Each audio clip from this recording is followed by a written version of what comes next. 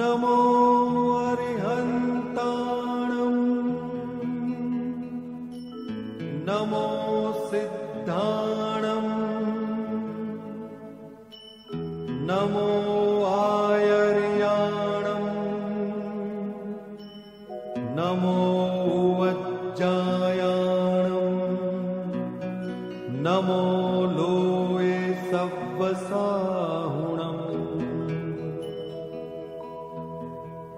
एसो पञ्चनमुक्कारो सव्वपावप्पणासनो मङ्गलाणं च सव्वेसिं परमं हवै मङ्गलम्। मनवाण्यु बड़े सदगुरुवर थे, मनवाण्यु बड़े सदगुरुवर थे, मनवाण्यु बड़े सदगुरुवर थे, मनवाण्यु बड़े सदगुरुवर थे।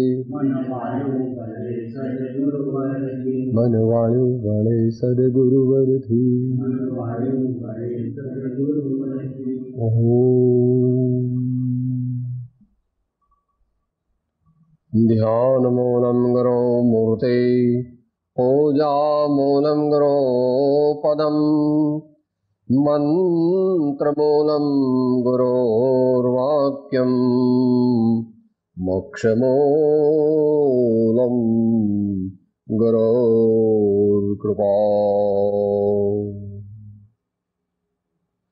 पारस में और संत में बड़ो अंतरो जान, वो लोहा कंचन करे वो करे आप समान। वो लोहा कंचन करे वो करे आप समान।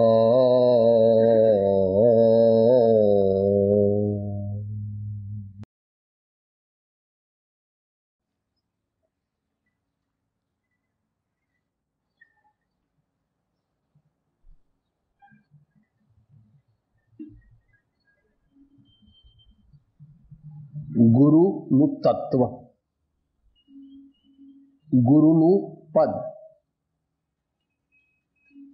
એ જીવ અને શિવ વચ્ચેની સાંકળ છે. જીવ અને શિવ વચ્ચેની સાંકળ છે અથવા સેતુ છે. જીવને શિવ બનવું છે, સાધકને સિદ્ધ બનવું છે, તો એ સ્વયં બની શકતું નથી. એને માટે મુખ્ય તો પોતાનો પુરુષાર્થ છે, પરંતુ તે પુરુષાર્થમાં અવલંબન રૂપ કોઈ તથારૂપ જ્ઞાની પુરુષનું માર્ગદર્શન, અવલંબન, પ્રેરણા અને તે પ્રત્યેનો સમર્પણ ભાવ અનિવાર્ય છે. આ એક વ્યવસ્થા છે કે સાહેબ લોટ વિનાનો અને ઘી વિનાનો શીરો બનાવી દો ને, પણ કે એવો બનતો નથી ભાઈ. કે કેમ બનતો નથી? બસ નથી બનતો, નથી બનતો. એ સ્વભાવ અતર્કગમ્ય, સ્વભાવ અતર્કગમ્ય. ભગવાન વીતરાગે એના માટે સૂક્ષ્મ વિવેચન કર્યું છે કર્ણાનુયોગમાં કે કોઈ જીવને સમ્યક દર્શનની પ્રાપ્તિ થાય તો તેમાં 5 લબ્ધિ અનિવાર્ય છે. સર્વજ્ઞ ભગવાન મોટા પુરુષ છે, મોટા નહીં પૂર્ણ પુરુષ છે. કોઈ પણ જીવને ગમે ત્યાં જ્યારે આત્મજ્ઞાન સંકિત થાય ત્યારે 5 લબ્ધિ ના અંતે જ એને એ આત્મજ્ઞાનની દશા પ્રગટે. અને એમાં જે દેશના લબ્ધિ કીધી છે ત્રીજી, એ દેશના લબ્ધિ એ ગુરુ તત્વનો નિર્દેશ કરે છે. પછી આગલા ભાવમાં પ્રાપ્ત કરી હોય કે આ ભાવમાં કરી હોય એનો કઈ વાંધો નથી.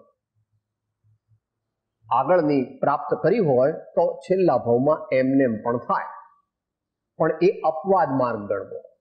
અબજોમાં કોઈ એકાદને એવું બને કે ગુરુનો યોગ એટલે ગુરુનું શરણ તે વખતે સ્થૂળપણે ન હોય અને છતાં પણ તેને આત્મજ્ઞાન.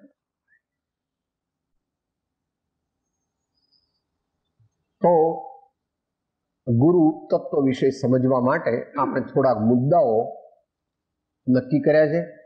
પહેલા અહીંયા એનું ટૂંકું સ્વરૂપ જાણીએ અને પછી સમયની મર્યાદામાં આજને કાલ થોડું થોડું જાણીશું. પછી એનો વિસ્તાર તો આપણે વિચાર્યો છે કે લગભગ 10મી જુલાઈથી ચાલુ કરીએ. તે વખતે એક પેનલ ડિસ્કશન જેવું રાખીએ, એક વિસ્તૃત વિચાર વિનિમય એની એક સભા ગોઠવીએ કે જેમાં મુમુક્ષુઓ, સાધકો, ભિન્ન ભિન્ન કક્ષાના અને વિદ્વાનો એકબીજાની સાથે વિચાર વિનિમયથી પોતાના ભાવ પ્રગટ કરે અને એ દ્વારા વાદે વાદે જાયતે જ્ઞાન.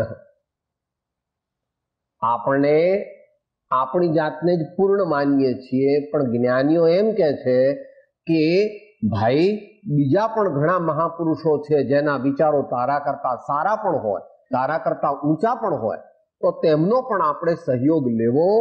અને કૃપાળુદેવે એ આજ્ઞા 254 કે 569 શેમાં કરેલી છે? વિચારજો એમ વારંવાર કરી, 254માં છે મને લખેલ છે.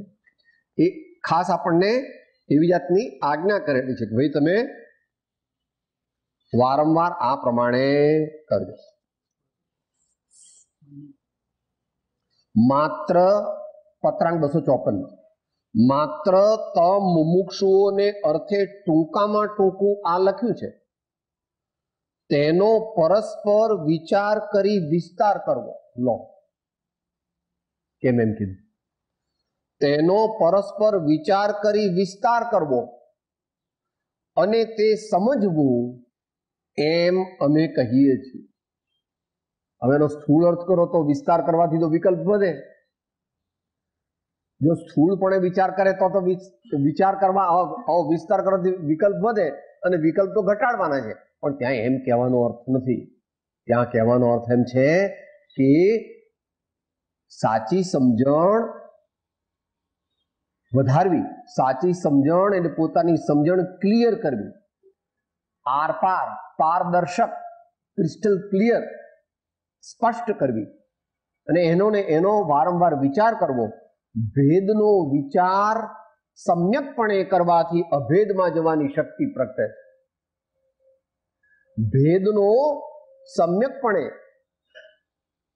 સમજીને વિચાર કરવાથી એ વિચાર બળ વધે છે, વૈરાગ્ય બળ વધે છે અને વૈરાગ્ય અને વિચાર બળ વધવાથી ધ્યાન બળ વધે.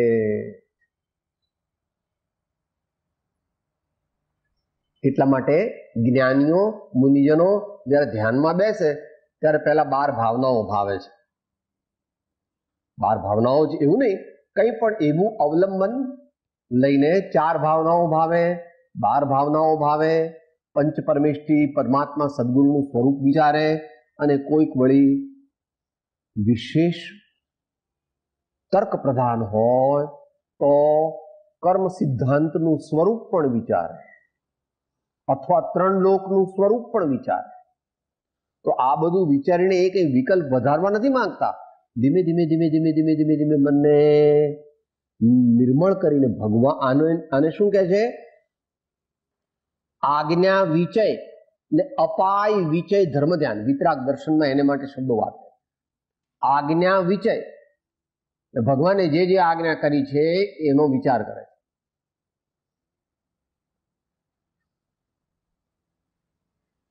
અપાય વિચય એટલે જગતના જીવો દુઃખી છે તો તેઓ કેવી રીતે સુખી થાય?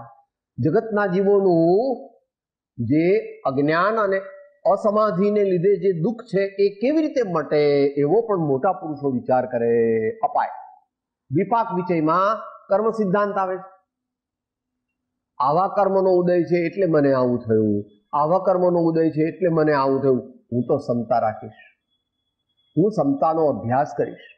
ભલે અત્યારે દુઃખના સંયોગ છે, પણ દુઃખના સંયોગ કાયમ રહેવાના નથી, કારણ કે દુઃખના સંયોગ તો કર્મને આધીન છે અને સુખના સંયોગ પણ કર્મને આધીન છે. આપણે એવું માનવું નહીં કે શરીર આવું ના આવું રહેશે. બગડી જ જવાનું, શ્વાસ ચડી જ જવાનો, સોજા થઈ જવાના, કાન આંખથી દેખાવાનું નહીં, આ બધું થવાનું. તો વિચાર વિનિમય કરવાની જ્ઞાની પુરુષોની આજ્ઞા છે, અન્યત્ર પણ કહેલું છે. આપણે પણ એ દિવસોમાં લગભગ 8મી 10મી જુલાઈથી ચાલુ કરશું, એટલે 8 દિવસ આ વિશે આપણે વિચાર કરીએ અને આપણા આત્માને એ દ્વારા પ્રભુની ભક્તિમાં, ગુરુની ભક્તિમાં અને ધર્મની ભક્તિમાં આગળ વધારીએ. પરમાત્માની ભક્તિ, સદગુરુની ભક્તિ, સંતોની ભક્તિ જેમ જેમ વધે એ 6ઠ્ઠા ગુણસ્થાન સુધી વધ્યા જ કરે છે. એવો નિયમ છે. મુમુક્ષુને હોય એના કરતા જ્ઞાનીની ભક્તિ અત્યંત વિશેષ અને વિશદ હોય, પ્રબુદ્ધ હોય. જ્ઞાની કરતા મુનિની ભક્તિ, સાચા મુનિની, ઘણી જ વધારે હોય. ત્યાર પછી કોઈ પ્રયત્ન રહેતો નથી. જ્યાં નિર્વિકલ્પ સમાધિ આવી, જ્યાં નિર્વિકલ્પ સમાધિ આવી ગઈ, ત્યાં શું થયું? ધ્યાતા ધ્યાન ધ્યેય ગત કામ, હું સેવક ને હું છું સ્વામ. ધ્યાતા ધ્યાન ધ્યેય ગત કામ, હું સેવક ને હું છું સ્વામ. ત્યાં પછી ભગવાન અને ભક્ત બે જુદા રહેતા, પોતે જ ભક્ત ને પોતે જ ભગવાન. એકો સિદ્ધ થઈ ગયો, એકો સિદ્ધ થઈ ગયો. એનું નામ નિર્વાણ. એ પરિપૂર્ણપણે સિદ્ધ થાય એનું નામ મોક્ષ. એને કૃપાળુદેવ 609 અસંગ પદ કહે છે. અને અપૂર્વ અવસરમાં એને શું કહે છે? એક પરમાણુ માત્રની મળે ન સ્પર્શતા, પૂર્ણ કલંક રહિત અડોલ સ્વરૂપ. એટલે આ તો આપણે આજે માત્ર એક ઇન્ટ્રોડક્શન રૂપે આજે અને કાલે થોડી વિચારણા કરીએ. પછી બધા વાંચે, 1 મહિનો તૈયારી કરે, 2 મહિના તૈયારી કરે, જુદી જુદી રીતે ગુરુ મહાત્મ્ય છે, વચનામૃત છે, ગુરુ ગીતા છે, સત્પુરુષો ગુરુ તત્વ વિશે જે પણ કંઈ બીજું આપણી પાસે સાહિત્ય અહીંયા પણ ઘણું છે, બહારથી પણ લાવી શકાય. અને એ રીતે આપણા વિચારને, આપણા ચિત્તને ગુરુપદ વિશે સ્થિર કરવું, ગુરુપદ વિશે સ્થિર કરવું. તો આપણે ટૂંકમાં અત્યારે જોઈએ. આત્મ સાધના એટલે મોક્ષ માર્ગ. આત્મા એવું લખ્યું છે એટલે અહીં અધ્યાત્મની મુખ્યતા છે, એટલે બાકી સાધના અને ગુરુ, સાધના અને ગુરુ. ગુરુ શબ્દની વ્યુત્પત્તિ કેવી રીતે છે? શબ્દની વ્યુત્પત્તિ મહારાજ આપણે ગયા હતા ને, એ શબ્દ વ્યુત્પત્તિ કોષ બનાવે છે. હા, નિરુક્તિ શબ્દની નિરુક્તિ પણ છે અને વ્યુત્પત્તિ પણ છે, એટલે જુદા પણ કરે છે. શું? અને એનો સોર્સ ક્યાંથી છે, કયા શબ્દોનો શું અર્થ છે, ભલે થોડું વિદવત ભોગ્ય છે, પરંતુ વર્તમાન કાળમાં આત્મામાં વિશેષ ધ્યાન રહેતું નથી. ત્યારે ભગવાનના ચરણમાં, ગુરુના ચરણમાં કે ભગવાનની વાણીમાં ચિત્ત લગાવ્યા વિના બીજો કોઈ ઉપાય નથી. અત્યારે ફરજિયાત છે. એટલા માટે આ કાળે, આ ક્ષેત્રે સ્વાધ્યાય તે શ્રેષ્ઠ તપ છે. 3 કાળ 3 લોકની અપેક્ષાએ તો ધ્યાન શ્રેષ્ઠ તપ છે, પણ ધ્યાન અત્યારે અમુક હદ સુધી આપણે કરી શકીએ છીએ. માટે મહાપુરુષોએ, એ મહારાજ ત્યાં આગળ ગયા હતા દિલ્હીમાં, છોટે મહારાજ કહે છે એમને, નાની ઉંમરના, એટલે 25 વર્ષના જે લગભગ છે, દીક્ષા લીધી છે, દિગંબર દીક્ષા. એ એક શબ્દકોશ બનાવે છે. એમ કે 1 લાખ શબ્દ મારે ભેગા કરવા છે, હજુ તો 6000 થયા છે. તે બીજા બધા વિદ્વાનોને પણ રોકી અને પાછું એનું બધું કામ અપ ટુ ડેટ કરાવે છે. કદાચ 4-5 વર્ષમાં એ પુસ્તક બહાર પડશે. એ પહેલા આપણને એમણે એક નામ આપ્યું છે, અમરકોશ. તમે એમ કે અત્યારે તાત્કાલિક જોવો હોય તો એ જોજો, એ આપણે અહીંયાથી લઈ આવીશું. આનો નિરુક્તિ અર્થ, ગુ એટલે અંધકાર અને રૂ એટલે પ્રકાશ. તો અંધકારમાં જે પ્રકાશને આપે એનું નામ ગુરુ.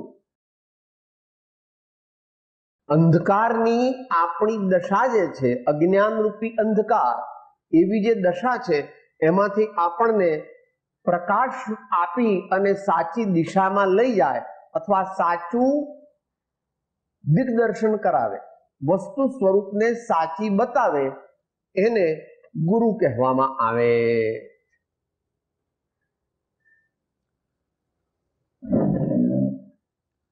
હવે ગુરુ જે છે એ પદ પણ છે, એટલે કે તત્વ પણ છે, અને વ્યક્તિ પણ છે, અને વ્યક્તિઓ પણ છે.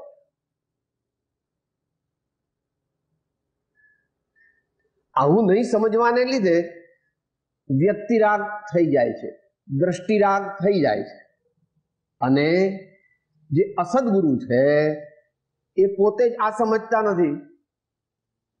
એટલે વચનામૃતમાં એક જગ્યાએ આવ્યું છે, પોતાનો શિષ્ય અન્ય ગુરુ પાસે જાય તો ગુરુને તાવ ચડે છે.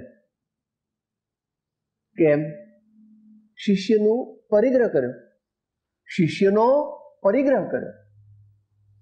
જે જ્ઞાની ધર્માત્મા એક આ શરીરના એક રોમને પણ પોતાનું માનતા નથી, એ કોઈ વ્યક્તિને પોતાની માને એ તદ્દન અસંભવ. પરંતુ એમને એવો ભાવ હોય છે કે સર્વ જીવોને સત્યની પ્રાપ્તિ થાય. થવાની નથી પોતે જાણે છે, પણ ભાવના કરે છે કે જીવોને સત્ય તત્વની પ્રાપ્તિ થાય. એટલા માટે ગુરુ એ પદ છે. અહીંયા પદ એટલા માટે કીધું કે એ શુદ્ધાત્મા છે. પદ જે છે એ શુદ્ધાત્મા છે. તમે કહેશો કેમ? તો કે દર્શન મોહનો અભાવ થવાથી અશુદ્ધાત્મા શુદ્ધાત્મા બન્યો, અને ચારિત્ર મોહનો અભાવ થવાથી પણ અશુદ્ધાત્મા શુદ્ધાત્મા બન્યો. જેટલા પ્રમાણમાં બન્યો. ગુરુ સાચા અને પરિપૂર્ણ તે તો તીર્થંકર ભગવાન એક જ છે. તીર્થંકર એટલે અરિહંત ગણી લેવા. ગુરુ તો પરિપૂર્ણ ગુરુ તો, કારણ કે સંપૂર્ણપણે શુદ્ધાત્મા ક્યારે થાય? 12મેં કહો કે 13મેં કહો, એટલે એ તો અરિહંત ને તીર્થંકર પદ છે. પણ અહીંયા આપણે ગુરુપદની મુખ્યતાથી વાત કરીએ છીએ, અને એટલા માટે આ સમજવાનું. આના અનુસંધાનમાં આ શુદ્ધાત્માનું પદ છે, પણ એ શુદ્ધાત્માનું પદ અહીંયા આવે ત્યારે વિતરાગ દર્શનમાં એની વ્યવસ્થા કરેલી છે.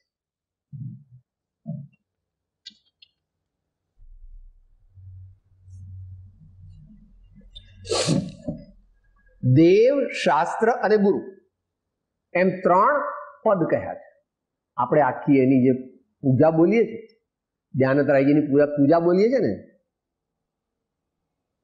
બરાબર ને? 13મા પાના પર 13મા ના એ બીજી 13મા પાના પર બોલીએ છીએ તે 3 રતન. હા, એટલા માટે અહીંયા પદ જ્યારે લઈએ ત્યારે આ શુદ્ધાત્મા પદ છે તે આંશિક શુદ્ધાત્મા પદ લેવું, કારણ કે પૂર્ણ શુદ્ધાત્મા પદ લેશો તો ભગવાનને ગુરુ એક થઈ જશે. તો ભગવાનને ગુરુને અત્યારે અહીંયા એક નથી કરવાના.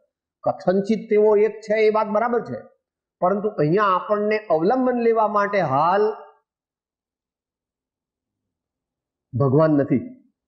હાલ અહીં ભગવાન નથી, એટલે આપણે અહીંયા આગળ જે ગુરુપદની વાત કરીએ છીએ તે તીર્થંકરની કે અરિહંત પદની વાત કરતા નથી, પણ આપણે અહીંયા જેનો આપણે પ્રત્યક્ષ લાભ મેળવી શકીએ એવી કોઈ જીવંત વ્યક્તિની વાત કરીએ.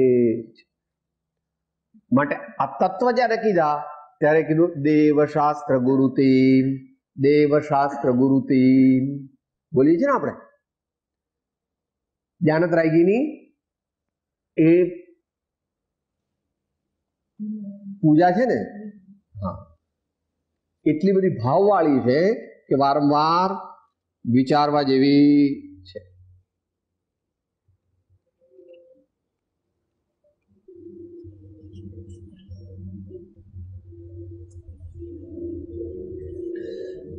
प्रथम देव अरिहंत सुश्रुत सिद्धांत जो गुरु निर्ग्रंथ महंत मुक्तिपुर पंथ जो तीन रतन जग माहि सोये भविध्याये तीन रतन जग माहि सोये भविध्याये तीन की भक्ति प्रसाद परम पद पाइये तिरमुखानु तीन की भक्ति प्रसाद परम पद पाइये जो आवा महाज्ञानी है तो કહે છે કે તિનકી ભક્તિ પ્રસાદ તેમની ભક્તિના પ્રસાદથી પરમ પદ પાઈએ આપણે પરમ પદ પ્રાપ્ત કરવાનું છે એ કૃપાળુ દેવે કીધું કે ભાઈ जप तप और व्रतादि सब कहां लगी भ्रमरूप जहां लगी नहीं संत की पाई कृपा एनी पाछळ कईक मर्म छे एनी पाछळ कई रहस्य छे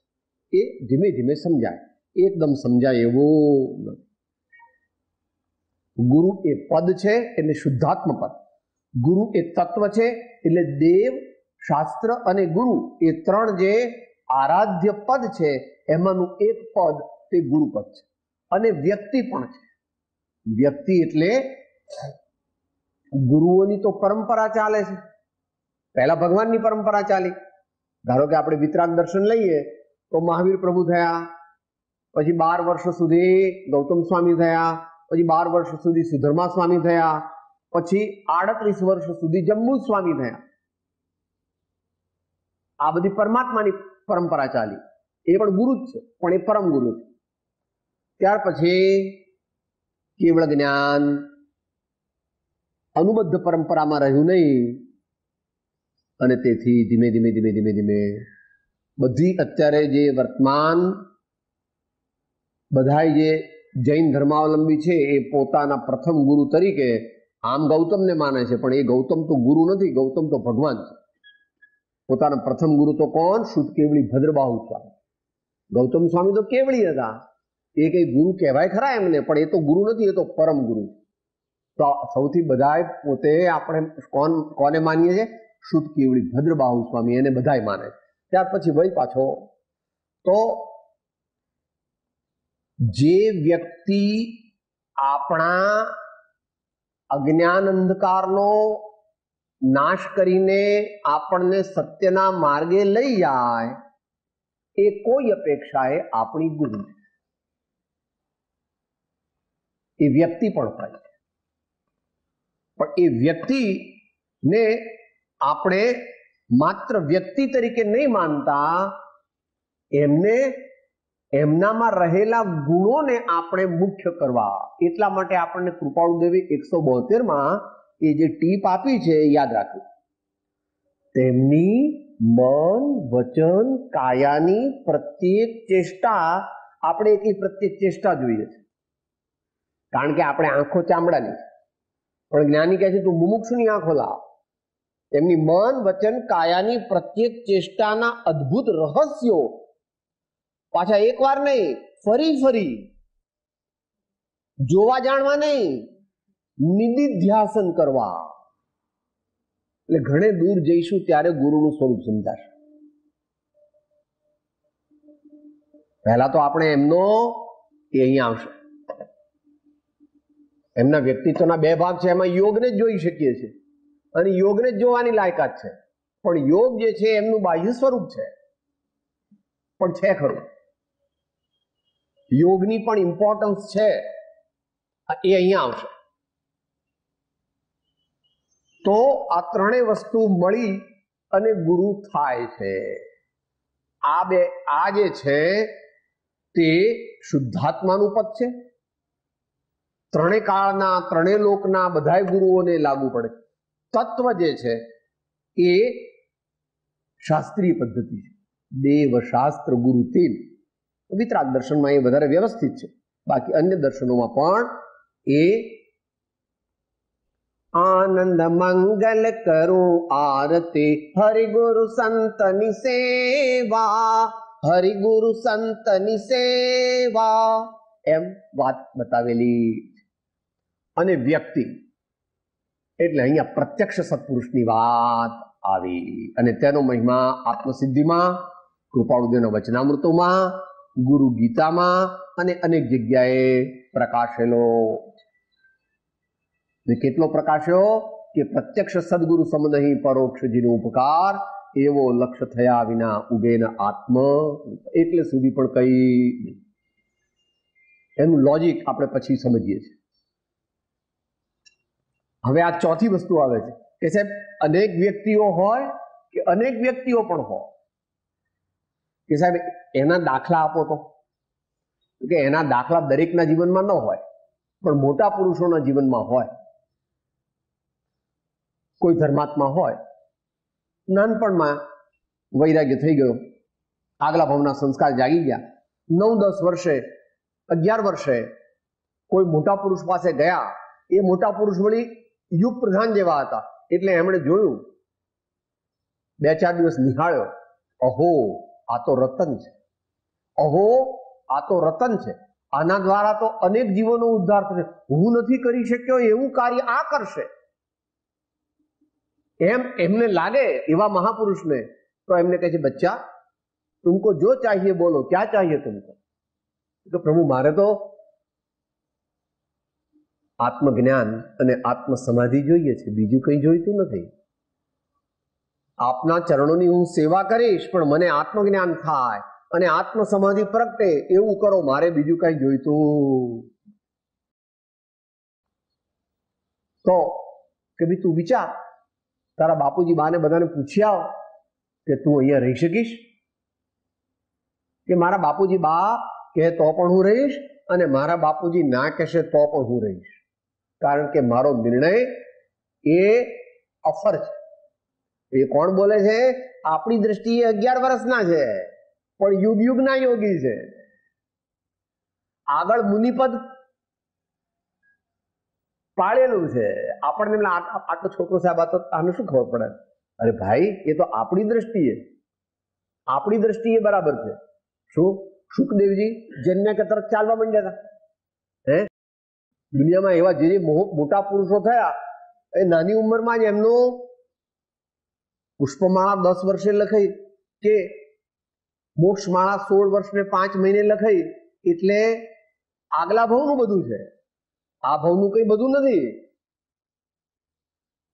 તો એને સારું એમ કરતું તને અમે 20 વર્ષનો થાય ત્યાં સુધી બ્રહ્મચર્યનો નિયમ લઈ લે, 22 વર્ષનો થાય ત્યાં સુધી તું બ્રહ્મચર્યનું આજીવન ન લે પણ તું 22 વર્ષનો થાય ત્યાં સુધી તારે બ્રહ્મચર્ય પાળવું.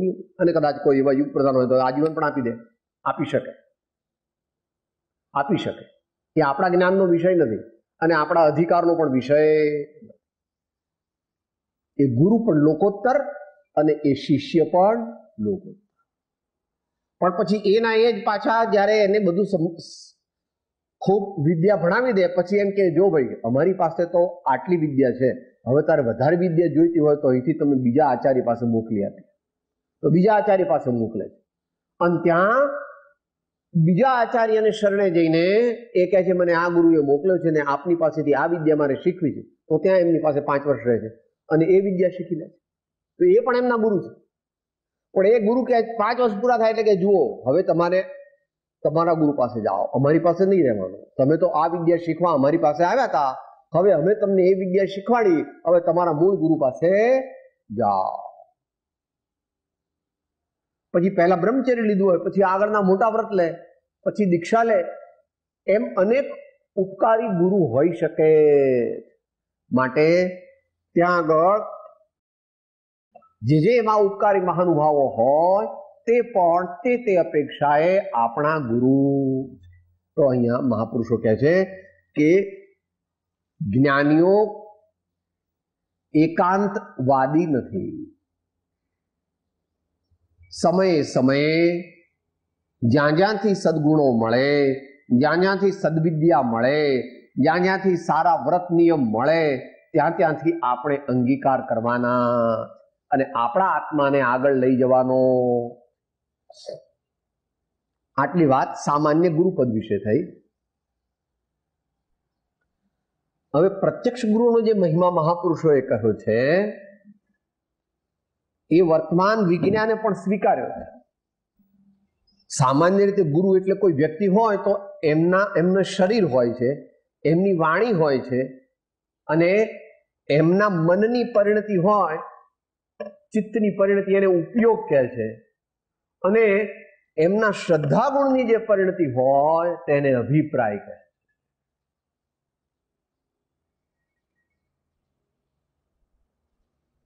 ગઈકાલે ફોન આવ્યો હતો ને મુંબઈથી, કે મને 10 વર્ષે સમજાણું, તમે કહેતા હતા કે અભિપ્રાય નિર્મળ કરો, અભિપ્રાય નિર્મળ કરો. અભિપ્રાય એટલે શું એ હવે મને ખબર પડે છે, થોડી થોડી ખબર પડે. તો કહેવાનો મતલબ અભિપ્રાય, ઉપયોગના પણ 2 ભાગ છે. આ ઉપયોગ જે છે એ તો મુખ્યપણે જ્ઞાન ચારિત્ર ગુણની જે મુખ્ય પર્યાય તે ઉપયોગ. આમ તો સિદ્ધાંતમાં દર્શન ને જ્ઞાન ગુણની કહે છે, પણ અહીંયા જે ઉપયોગ કહેવા માંગે છે ભાવરૂપ ઉપયોગ. ભાવ એટલે આ શું છે? આખા આત્માની પરિણતિ. અને આ જે છે તે શ્રદ્ધા ગુણની પરિણતિ.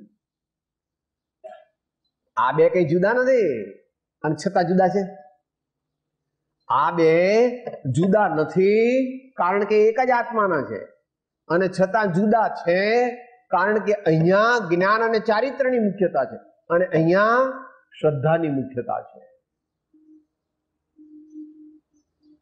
એટલે અન્ય દર્શનોમાં તો સુખદેવજીને કોની પાસે મોકલ્યા હતા? જનક રાજા પાસે. બોલો, સુખદેવજીને કીધું તમારે આત્મજ્ઞાન પ્રાપ્ત કરવું હોય તો ક્યાં જાઓ? જનક રાજા પાસે. જનક રાજા વિશે કઈ કહેવાની જરૂર નથી. જેને ઘેર સીતા પાકે અને પડે એ વ્યક્તિ ભગવાન જેવી જ હોય ને, નહીં તો ભગવાન જેવી સીતા કેવી રીતે પ્રગટ થાય? જેમ આપણે ત્રિશલા માતાના વખાણ કરીએ છીએ, મરુદેવા માતાના વખાણ કરીએ છીએ, ભગવાનને ઘેર, ભગવાન જેને ઘેર જન્મ્યા, ભગવાન જેના દ્વારા શિક્ષણ પામ્યા, નિમિત્તની અપેક્ષાએ ભગવાન તો પોતાનું બધું લઈને આવે, છતાં પણ યશ તો જાય જ છે. મા બાપને યશ તો જાય જ છે, અને એ યશ એટલો બધો પ્રબળ છે કે એમને પણ એક ભાવમાં મોક્ષે લઈ જાય કે નહીં? શું કહે છે વિતરાગ દર્શન? શું કહે છે? ભગવાનના મા બાપ ઘણો વખત રખડે? ન રખડે. એટલા મહાન હોય તો જ ભગવાન એમને ત્યાં આવે.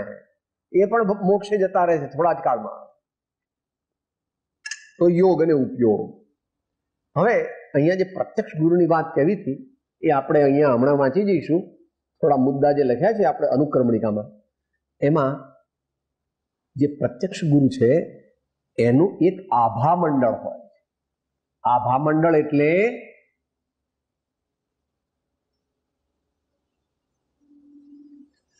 તેમના આત્મા ઉપર જે મોહનીનો પડદો હતો, એ મોહનીનો પડદો નાશ પામવાથી, મોહનીનો પડદો જતો રહેવાથી એમના આત્માનો પ્રકાશ, એમના આત્માની એનર્જી, એમના આત્માનું જે ચૈતન્ય તેજ, તે એમના વાણીમાં પણ વ્યાપે છે, એમના શરીરમાં પણ વ્યાપે છે, અને એમના શરીરની આજુબાજુ પણ અમુક હદ સુધી વ્યાપે.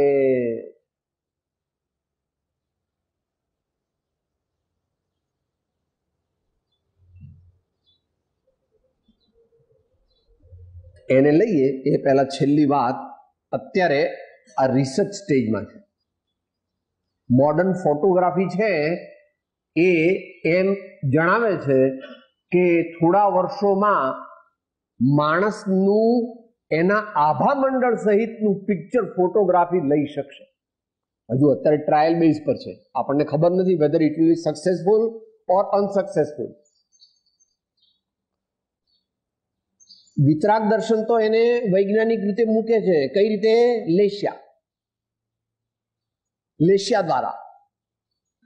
કૃષ્ણ, નીલ, કાપોત એમ લેશિયા દ્વારા મૂકે છે. અહીંયા આગળ મોડર્ન ફોટોગ્રાફી કહે છે કે ભાઈ એ માણસનો ફોટો પાડીએ અને એના ભાવ પ્રમાણે, એના સમુચ્ચય વ્યક્તિત્વ પ્રમાણે અમુક પ્રકારના કિરણો અમે ફોટોગ્રાફમાં લઈ શકીશું ભવિષ્યમાં, એવી એક એ લોકોની માન્યતા અથવા એ લોકોનો એવો રિસર્ચ પ્રોગ્રામ, એ તો ભવિષ્યમાં થશે કે નહીં એ આપણા જ્ઞાનનો વિષય નથી. જે થવાનું હશે તે થશે.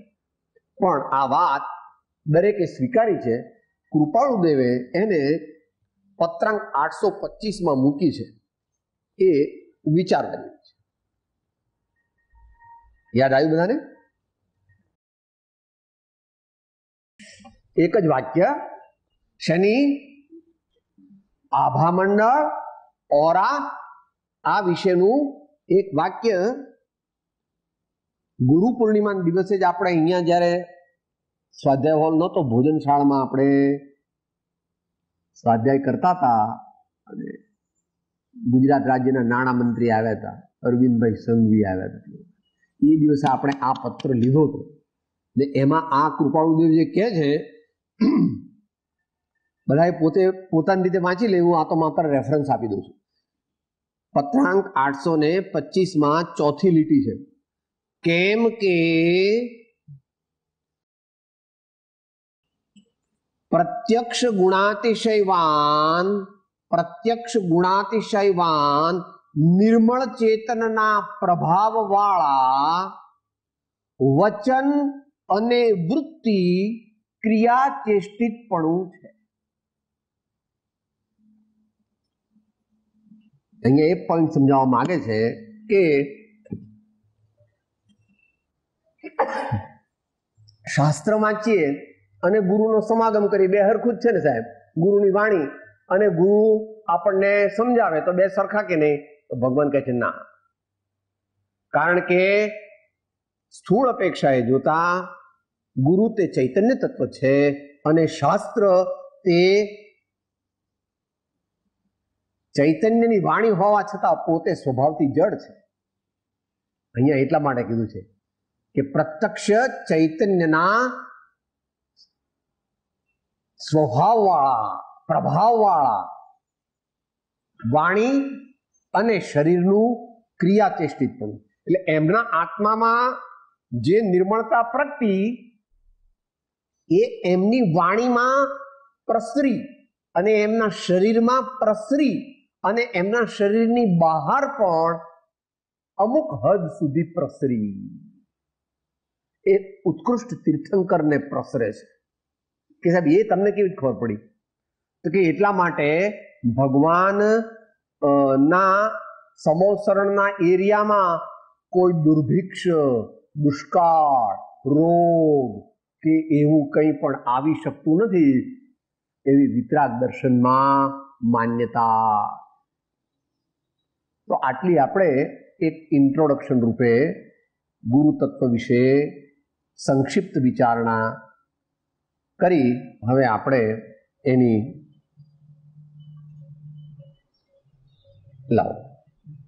માત્ર એના હેડિંગ જે છે એ થોડા થોડા વિચારીએ. પહેલા જાણી લઈએ કે આ 7 મુદ્દા છે, પણ એ 7 અથવા એને વધારી પણ શકાય અથવા ઘટાડી પણ શકાય. એકબીજાને ક્લબિંગ કરીએ તો. એટલા માટે ચિત્ર દોર્યું. આ ગુરુનું ચિત્ર દોર્યું છે. તો એ સાહેબ આ ગુરુ છે? તો કે હા અને ના. આ ગુરુ છે?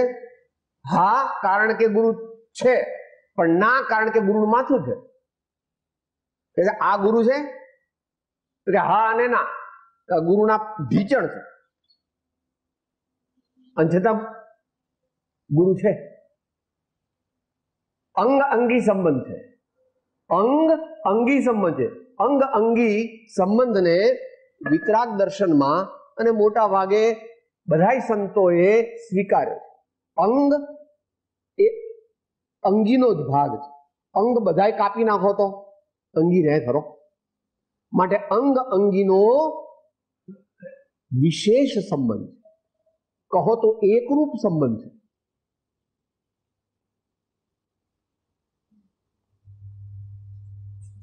અમુક અંગ વધારે ઇમ્પોર્ટન્ટ છે, અમુક અંગ ઓછા છે, છતાં બધાય આવશ્યક છે.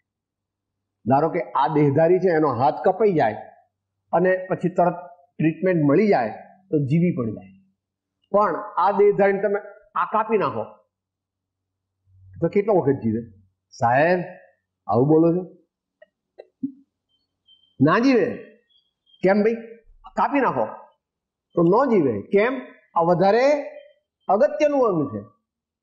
પણ છતાં અંગ અંગીનો સંબંધ એ સ્વીકારવો જોઈએ. હાથ ન હોય તો ઠૂંઠો કહેવાય, તો વ્યવહાર દ્રષ્ટિમાં બરાબર.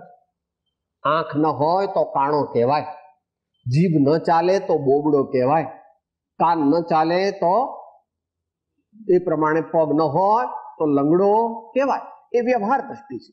પણ એ સત્ય છે, વ્યવહાર દ્રષ્ટિથી સત્ય છે કે ભાઈ આ ભાઈ લંગડા છે. અહીંયા તો આપણે ગુરુની અપેક્ષાએ સમજવું છે.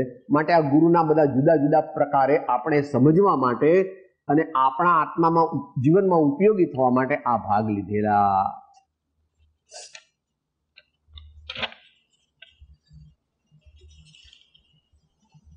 તો 7 ભાગ લીધા છે, એના નામ માત્ર વાંચી દઉં છું પહેલા, પછી એની વ્યાખ્યા કરીને આપણે પૂરું કરશું. ગુરુ આજ્ઞા, 2 ગુરુ ગમ, 3 ગુરુ આજ્ઞાનું પાલન, 4 ગુરુ કૃપા, 5 વિશેષ વ્યક્તિગત અભ્યાસ. એટલે જે ગુરુ આજ્ઞા થઈ એનું અનુસંધાન, ગુરુ આજ્ઞા જે થઈ એનું અનુસંધાન લેવું. વિશેષ વ્યક્તિગત અભ્યાસ એટલે આપણે સામૂહિક સાધના અને વ્યક્તિગત સાધના બંનેની જરૂર છે. આપણા જેવાને બંનેની જરૂર છે. મૌન ધ્યાન એટલે પેલી વ્યક્તિગત સાધનાની ચરમસીમા. વ્યક્તિગત સાધના અનેક પ્રકારની હોય, મંત્ર લેખન પણ હોય, સ્તુતિ પણ હોય, પૂજા પણ હોય, ભક્તિ પણ હોય. એમાં ચરમસીમા એ મૌન અને ધ્યાન, એ વ્યક્તિગત સાધનાની ચરમસીમા છે. અમુક સમય એટલા માટે લખ્યું છે કે આ કાળે આપણે મહાવીર ભગવાન જેવી સાધના કરતા નથી અને કરી શકતા નથી, અને શાસ્ત્ર એમ કહે છે કે એ સંભવ નથી. માટે એકલ વિહારી મુનિનો નિષેધ વર્તમાન કાળમાં જૈન દર્શનમાં છે. કોઈ મુનિ એકલા રહે નહીં. કે સાહેબ ભગવાન તો એકલા રહેતા હતા તો હું પણ એકલો રહીશ, કે ભગવાન એકલા રહેતા હતા એ વાત જુદી છે. આપણે એકલા રહેવાની ભગવાને જ ના કહેલી. એટલે અમુક સમય એવું લખ્યું છે. અને ગુરુ કૃપાવતરણ અંતિમ ચરણ એટલે ધ્યાન અને નિર્વિકલ્પ દશા. એ આપણે જ્યારે લઈશું ત્યારે એનો વિશેષ વિસ્તાર કરશું. એમાં આપણે ડિટેલ લીધેલી છે. એને ગુરુ કૃપા કહેવામાં આવે છે, ગુરુના આશીર્વાદ કહેવામાં આવે છે, અને અન્ય દર્શનમાં એને શક્તિપાત પણ કહેવામાં આવે. જે અપેક્ષા એ કહ્યું છે તે અપેક્ષા એ સત્ય છે. પણ એકાંતે માને તો એ વાત બરાબર બેસશે. હવે માત્ર વ્યાખ્યા લઈએ છે, ત્યાર પછી યથા સમયે આપણે આગળ વિચારશું. ગુરુ આજ્ઞા. જે સત્પુરુષે પોતાના જીવનમાં સતનો સાક્ષાત્કાર કર્યો હોય અને નિસ્વાર્થતા અને નિસ્પૃહતા સહિત યોગ્ય જીવોને આત્મજ્ઞાન પ્રાપ્તિનો માર્ગ બતાવતા હોય તેઓ જે આજ્ઞા કરે તે. એટલે અહીંયા શું લીધું? આત્મસિદ્ધિ અને આનંદનંદી મહારાજનું 12મું પદ. આત્મજ્ઞાન ત્યાં મુનિપણું તે સાચા ગુરુ હોય, બાકી કોઈ ગુરુ કલ્પના, આત્માર્થી નહીં. અધ્યાત્મની અપેક્ષાએ લીધું. સિદ્ધાંતની અપેક્ષાએ પાછી 10મી ગાથા લાવવાની, એ જુદી. એવી જ રીતે આનંદજી મહારાજે કીધું આત્મજ્ઞાની શ્રમણ કહાવે, બીજા તે દ્રવલિંગી રે, વસ્તુગતે જે વસ્તુ પ્રકાશે, આનંદ ગણમત સંગી. તો એ અપેક્ષાએ છે, એકાંતે કંઈ લેવું નહીં. ગુરુગમ. જે સત્પુરુષ પોતાના અનુભવ જ્ઞાન અને બોધ દ્વારા આત્મતત્વની સૂક્ષ્મ અને રહસ્યમય સમજણ આપે તે એને સામાન્યપણે બોધ બીજ પણ કહે, દ્રવ્ય બોધ બીજ પણ કહે. ભાવ બોધ બીજ જો કહો તો નિશ્ચય સંકિત થઈ ગયું. બોધ બીજના બે પ્રકાર સમજવા. ગુરુએ જે બોધ આપ્યો એ દ્રવ્ય બોધ બીજ, અને એ દ્રવ્ય બોધ બીજની સાધના કરતા કરતા કરતા કરતા કરતા મોહ ગ્રંથિને ઉડાડી દે અને શુદ્ધ રત્નત્રયની પ્રાપ્તિ કરે એ ભાવ ગુરુ ભાવ બીજ બોધ, ભાવ બીજ બોધ. દરેકની ડિટેલ પછી યથા સમય લઈશું. 3. ગુરુની આજ્ઞાને જે શિષ્ય બરાબર સમજે છે અને તેમની આપેલી આજ્ઞા પ્રમાણે પોતાના જીવનને કંડારે છે, તેના જીવનમાં સાચી ગુરુ ભક્તિ રૂપ વિનય વિવેક વૈરાગ્ય વિશ્વમૈત્રી દયાભાવ આદિ ગુણો પ્રગટે. તો ગુરુ આજ્ઞા સમપથ્ય નહીં, 129મી ગાથામાં આપણે બોલીએ છીએ ગુરુ આજ્ઞા સમપથ્ય. પરેજ તો પાડવી નથી. ગોળી લે પછી પાછો તાવનો દર્દી હોય ને પાછો મગજ ખાય, શીરો ખાય, લાડવા ખાય. અરે ભાઈ, અત્યારે આટલો 3 ડિગ્રી તાવ છે ને, દવા લઈએ પણ દવા એકલાથી ન માટે અત્યારે બીજું કંઈ એવું હલકું જ લેવું જોઈએ. મોસંબીનો રસ, લીંબુનું પાણી, અથવા એવું જે પણ ડાક્ટરે કીધું હોય, વૈદ્ય કીધું હોય. ગુરુ આજ્ઞા સમપથ્ય નહીં. આગળ ગુરુ કૃપા. ગુરુ તો કૃપા નિદાન છે જ, અને તેથી તેમના બોધનો લાભ પણ ભક્તજનોને મળતો રહે છે. અહીં જે ગુરુ કૃપા અને આગળ આવશે શક્તિપાત, એ બંને વાત સાચી છે, એ પણ આપણે કાલે સમજીશું. વિતરાગ દર્શનમાં પણ આ વાતનો સ્વીકાર છે. આપણે વચનામૃતથી તો બોલ્યા હમણાં, અને જ્યારે દીક્ષા આપવામાં આવે છે ત્યારે એ પ્રમાણે વ્રત આરોપણ કરવામાં આવે. આચાર્ય પોતાના યોગ બળને પોતાની મંત્ર શક્તિથી ને પોતાની જે સાધનાની શક્તિ સંચય કરી છે એ પાર્શિયલી ટ્રાન્સફર કરે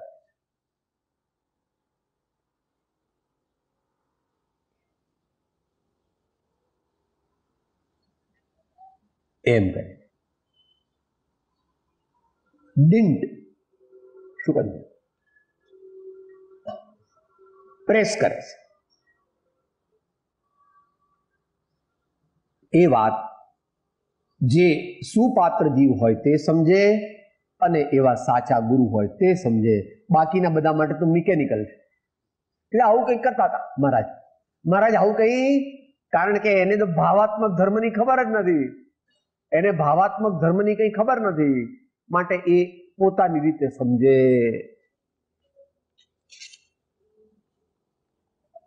બાકીના બે જે છે એમાં ઉપાદાનની મુખ્યતા છે. વિશેષ વ્યક્તિગત અભ્યાસ માટે ગુરુની આજ્ઞા જે થઈ હોય તેનું પોતે એકાંતમાં બેસીને રટણ, મનન, અભ્યાસ,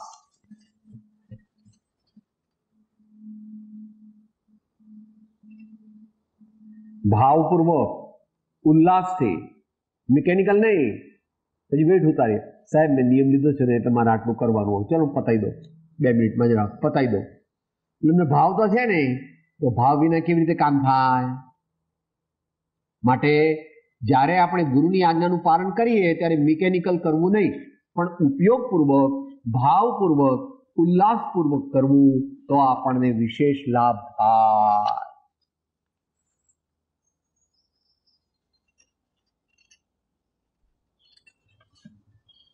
મૌન ધ્યાન એ એનાથી પણ આગળ. મૌન અને નિર્વિકલ્પ ધ્યાન એ પરમાર્થ આત્માનો અનુભવની દશા જ છે. જ્યારે આત્માનો અનુભવ થાય ત્યારે મનુષ્ય મૌન હોય છે, અને જ્યારે આત્માનો અનુભવ થાય ત્યારે ધ્યાન હોય છે, પણ એ ધ્યાન કયું? નિર્વિકલ્પ. એટલે એ તે વખતે ધ્યાન કરતા નથી, પણ એમને ધ્યાન લાગી ગયું, અને લાગી ગયું એટલે પણ એ હદ સુધી લાગી ગયું કે જ્યાંથી આત્માના અતિન્દ્રિય આનંદનો અનુભવ થાય. થોડું થોડું લાગે, થોડું થોડું લાગે એ નહીં, લાગી ગયું. તમે શીરો બનાવો છો તો પાણી નાખ્યું અને જરા આમ આમ કરીને નીચે ઉતારી લો તો કે સાહેબ સાવ ઢીલો ઘેસ જેવો થાય એવો શીરો ન કહેવાય, એ તો રાબ જેવો કહેવાય. તો ક્યાં સુધી કરો છો? સાહેબ પાણી આમ બરાબર આમ શીરા જેવું લાગવું જોઈએ, એની કન્સિસ્ટન્સી. હા, એકદમ પાતળો આમ અહીંયા પીરસે ને આમ રેલો ચાલે એવો ન હોવો જોઈએ. તો શીરો બરાબર તમે આમ આમ આમ આમ આમ આમ આમ કર્યા જ કરો, જ્યાં સુધી પાણી ઉડી જાય ત્યાં સુધી કરો. એમ ધ્યાન ક્યાં સુધી કરવાનું?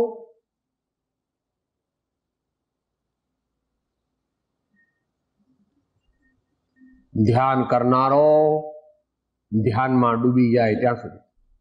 ધ્યાન કરનારો ધ્યાનમાં ડૂબી ગયો, બંને એક થઈ ગયા. એ જ આત્માનો અનુભવ. અને છેલ્લે ગુરુ કૃપા અવતરણ અથવા અંતિમ ચરણ એ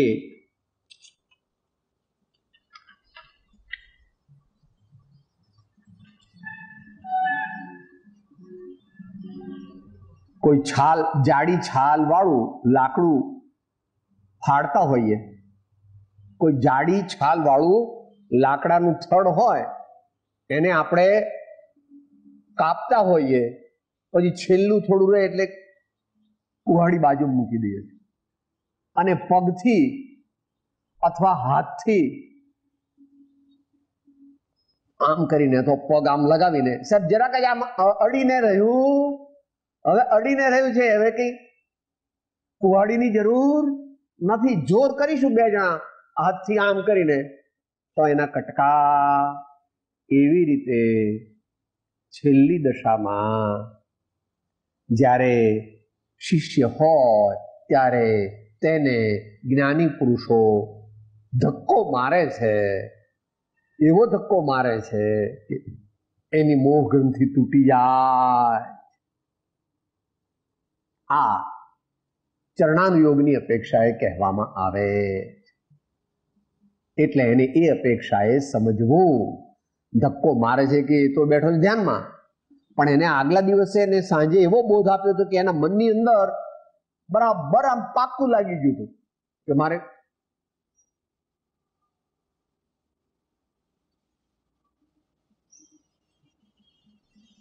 બસ પોતે પોતાનામાં ડૂબી જાય છે. પોતે પોતાનામાં ડૂબી જાય છે. એ જે બોધ સાંભળ્યો હતો એના પ્રભાવની અસરની નીચે ને નીચે પુરુષાર્થ કરે જાય છે અને આત્મામાં ડૂબી જાય. અંત મંગળ બોલીએ બ્રહ્માનંદનું કાવ્ય છે અને સમય સારનો 181મો કળશ. गुरु के उपदेश समागम से जिसने अपने घट भीतर में, गुरु के उपदेश समागम से जिसने अपने घट भीतर में ब्रह्मानंद स्वरूप को जान लिया, उन साधन और किया न किया.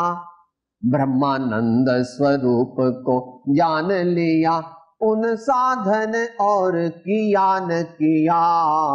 नाम लिया प्रभु का जिसने. 181 કળશ સમયસારનો બહુ મોટો છે. શું? એની ત્રીજી લીટી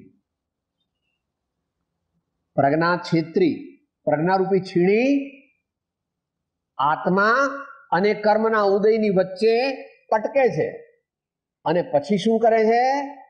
આત્માને તો સ્વીકારીને અંદરમાં લઈ જાય છે અને પેલા કર્મના ઉદયને કહે છે નીકળ નીકળ, ભાગ ભાગ, તારું કામ નથી. એ શબ્દો છે. આત્માનમ મગ્નમંત સ્થિર વિશદ લસત ધામની ચૈતન્ય પૂરે. આત્માનમ મગ્નમ અંત સ્થિર વિશદ લસત ધામની ચૈતન્ય પૂરે. એમ કરીને સ્વીકારી લીધું. બંધમ ચ અજ્ઞાન ભાવે નિયમિતમવિતઃ કુર્વતે ભિન્ન ભિન્નો. મોહની કરી કટ્ટા અને શુદ્ધાત્માની કરી બુચ્ચા અને આત્માનો અનુભવ કહે છે. એ ગુરુ કૃપાના અવતરણથી એ સરળ બને છે. એ વિશે આપણે યથા અવસર વિચાર કરીશું. અત્યારે તો માત્ર આપણે વિષયની પ્રસ્તાવનારૂપ વિચારણા કરેલી છે.